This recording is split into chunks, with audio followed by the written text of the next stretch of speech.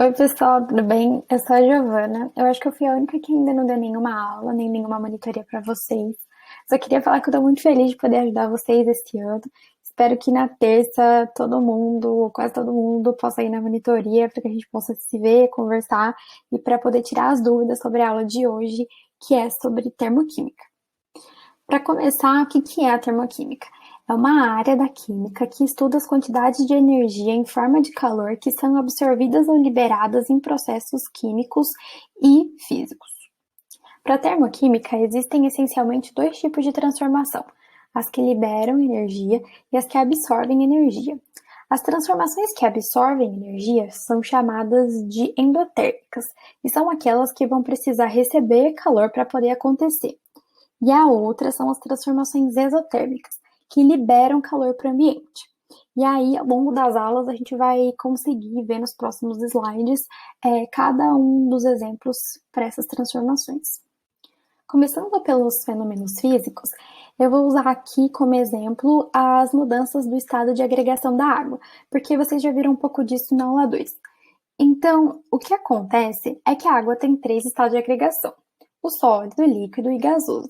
Para que a gente possa mudar o estado da água, a gente vai precisar dar ou retirar energia para o sistema. Coloquei aqui um diagrama para poder ajudar vocês.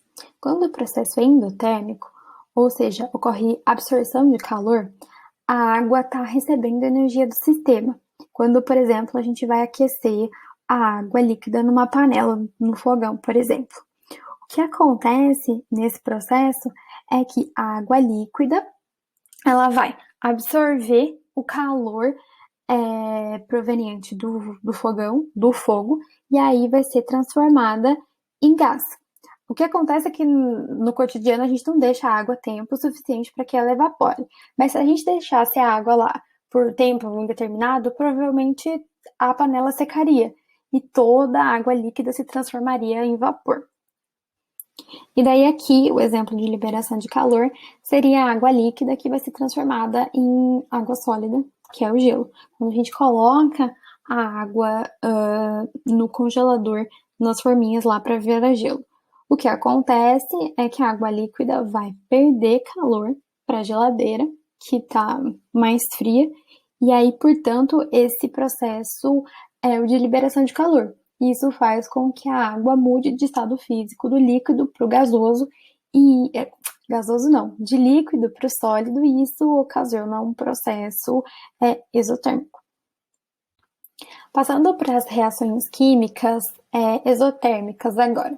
A gente vai passar por cada um dos exemplos explicando por que eles são exotérmicos. Começando pelo caso da pilha. A gente tem primeiro uma transformação, que é uma reação química, e aí a partir dessa transformação vai acontecer a liberação de energia elétrica. A liberação dessa energia é o que caracteriza a pilha como uma reação exotérmica. Depois disso, a gente tem o caso da gasolina, em que o combustível, que nesse caso é gasolina, mas podia ser outro, vai ser consumido por uma reação de combustão. E é a queima do combustível que vai gerar energia cinética, mecânica, para que possa haver funcionamento do carro. Então, é essa liberação ocasionada por uma reação de combustão que caracteriza uma reação exotérmica. O terceiro exemplo aqui é a queima do carvão, para fazer churrasco, por exemplo.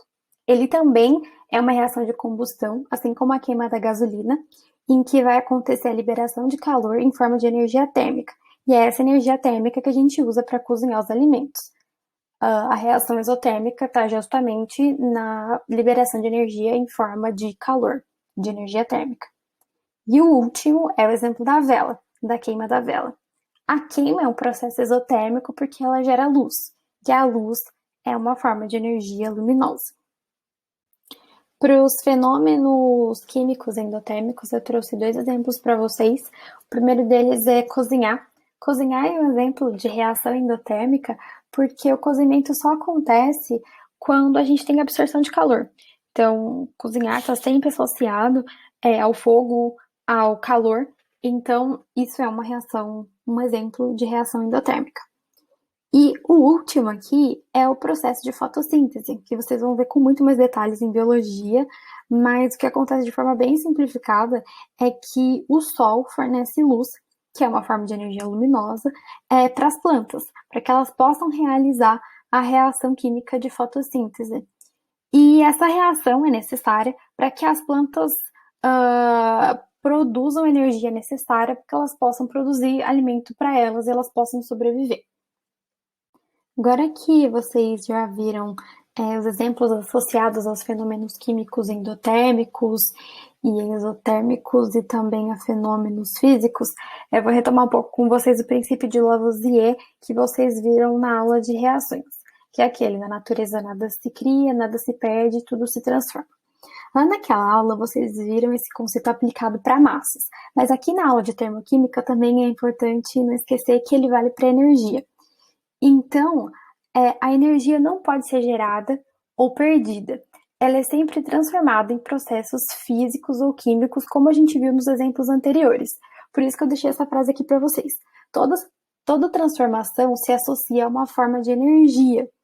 E essa energia pode ser de várias formas. Ela pode ser em forma de energia química, como no caso da pilha, energia cinética, que é uma energia associada ao movimento, a motores e tal, como no caso ali da gasolina e tal, da combustão, energia luminosa associada à luz, à vela e tal, a energia térmica em forma de calor, e também tem outros exemplos, mas esses aqui são só os principais que a gente viu.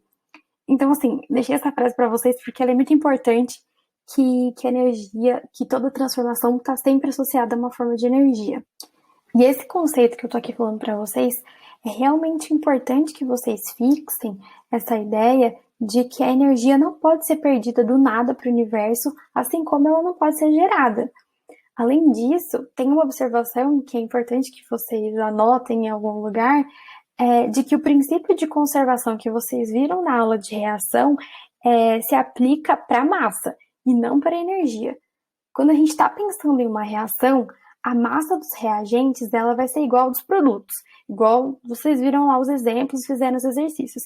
Mas isso não acontece necessariamente com a energia.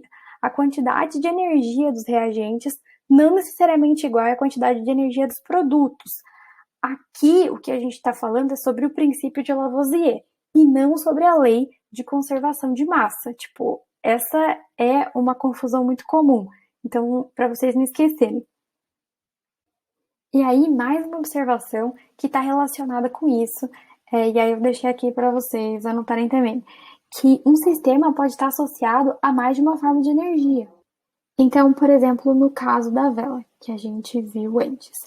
A vela libera energia luminosa, mas também libera calor. Então, é um único sistema que está associado em mais de uma forma de energia. E agora, para terminar, deixa uma pergunta aqui. Da onde é que vem a energia que é transformada durante os processos? Pensando em um fenômeno químico como exemplo, a gente pode pensar em uma reação química que ela pode ser dividida, na verdade, em duas partes, nos reagentes e nos produtos. Quando ocorre uma reação química, vai acontecer, então, um rearranjo molecular que foi ocasionado pela quebra e pela formação de novas reações químicas.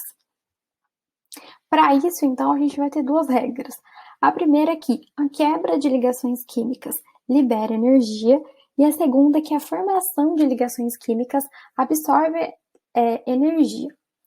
Mas a quantidade de energia liberada e a quantidade de energia absorvida não é a mesma para uma reação. E é daqui que vem a justificativa do porquê que processos são endotérmicos ou exotérmicos. Um processo vai ser endotérmico, então, se a energia que for liberar, se a energia liberada na quebra das ligações químicas for menor que a energia absorvida. E aí, isso justifica a reação ser endotérmica. Caso aconteça o contrário, se a energia liberada na quebra das ligações for maior que a energia absorvida, então é reação exotérmica. É como se houvesse uma sobra energética, uma sobra de calor por conta disso, e aí a energia é liberada. E no caso endotérmico, é como se faltasse calor, entre aspas, e por isso o processo precisa ganhar, portanto, absorver calor do sistema não, do ambiente, para que a reação ocorra. Gente, então foi isso por hoje. Espero vocês terça-feira, então, para a gente poder tirar as dúvidas.